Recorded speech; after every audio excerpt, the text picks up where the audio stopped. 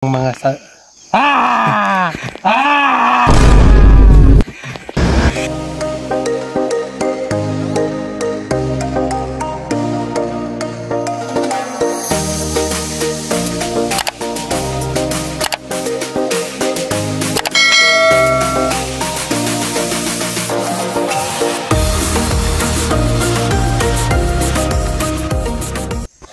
Magandang umaga po sa inyong lahat mga kababayan. Kumusta na kayo dyan? So, nandito naman ako ngayon sa aking bukirin. So, dala ko na itong aking Armalite. Tatatatat. So, magtanim kami ng kalabasa mga kababayan. Para po ay meron naman tayong harvest ngayong December. So, ito yung ano ko, similya. Nakalagay ng bag. So, nandoon kami at meron kami kasamahan doon sa baba. Nag-ano din sila, nag-seedling ng kalabasa. So, itong amin ngayon ay diretso ko na ito itanim. Kasi po ay hindi namin maubos pag seedling ngayon. So, naisip ko nga magtanim na lang kami para yung iba ay mag-seedling na rin. So, kasi po ay alanganin na yung panahon. Ngayong linggo ay baba na ako ng Davao kasi pagka-Lunes ay pupunta na kami ng Manila. So ako ay mapasama na sa Thailand mga kababayan. Maraming salamat po kay Tita Pibilab, kay Sir Paul nga isama ako nila doon sa Thailand. So abangan nyo na lang mga kababayan ang aming mga kaganapan sa susunod na araw sa Thailand mga kababayan. So, ngayon at dito muna tayo, magtanim muna tayo habang nandito pa ako. Abangan nyo na lang kami sa aming mga kaganapan dito. At kasama ko ngayon si Isto mga kababayan. Dahil po ay para madali matapos ang aming mga gawain ngayon. So, bukas at Sabado naman ay papahinga muna kami sa pagtatrabaho. So ngayon na lang ang araw namin sa pagtatrabaho dito sa Bukirin. So maraming salamat po sa inyong lahat ng kababayan. So magsugod na tawag tanong. So tara.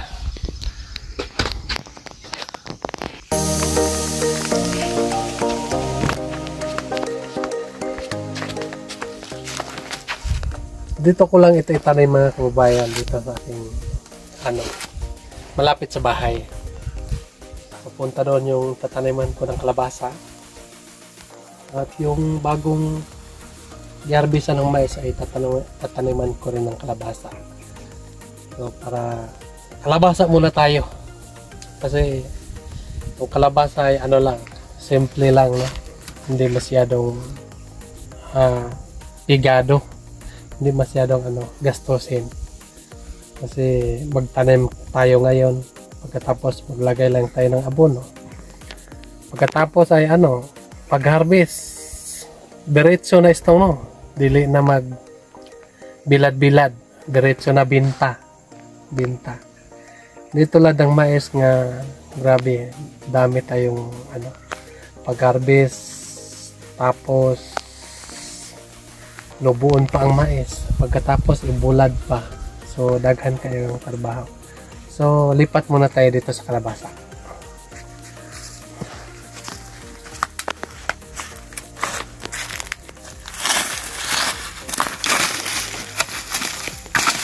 Simple lang ang pagtatanim ko ng kalabasa mga kababayan. Sabi nila nga, kapag ang buto ay malagay doon sa lupa, tutubo na yan. So, itry ko itong buto.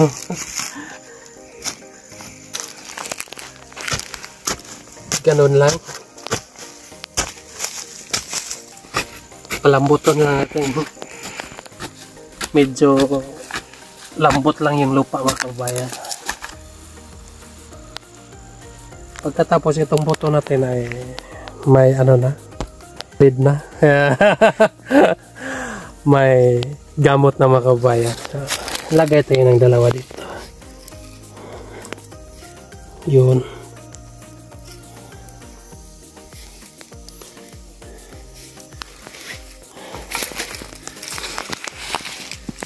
Lipat tayo dito sa kabila.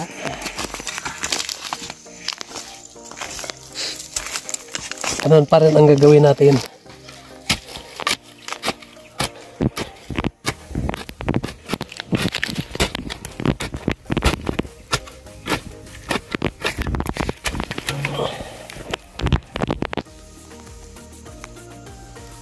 Tagdadalawa yung itanim natin.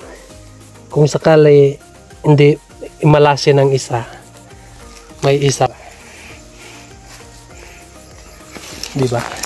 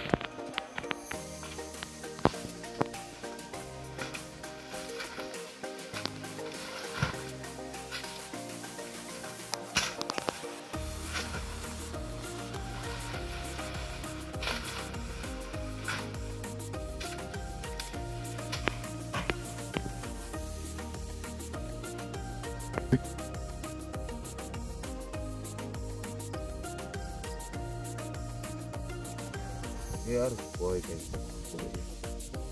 Pares, ayot ko. Ngayon pa eh. Sige, ako ang nagtawag. Bayad. Sumasama ko bilhin mo. Paano ko at kaya sa nagtamanong eh. Kung ako magsimiyak ko sa pagbaso ng kuyak. Bayad yung raw. May baru dong. Oh, Baru dong sini. kagarwa. Ako di mara yan. Ang babae ko. Masih dito.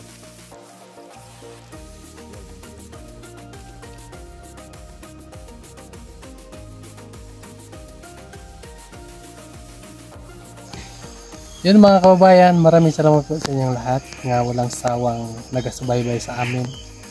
Sana po ay mag-ingat kayo dyan palagi mga kababayan. At ako ay napapasalamat sa inyo dahil po ay kahit papano ay nandyan kayo palagi, laging nagasubaybay sa amin. Salamat din po sa PB Team, Pugong Biyahero sa kanilang pagtulong sa akin. Maraming salamat po sa inyo. At hindi ko yan makakalimutan ang pagtulong niyo sa akin. At sa lahat ng mga subscriber, maraming salamat po sa inyong lahat. Sa walang sawang nagasubaybay. Sana po ay mag-ingat kayo dyan palagi. At ako ay nandito muna. Magtatanim muna ako dito mga kababayan. Kasi po ay umalis naman po kami ngayong 13. So, taniman ko muna ito bago ako aalis. So, yun lang. Maraming salamat po. Mag-ingat kayo dyan palagi mga kababayan. Bye-bye.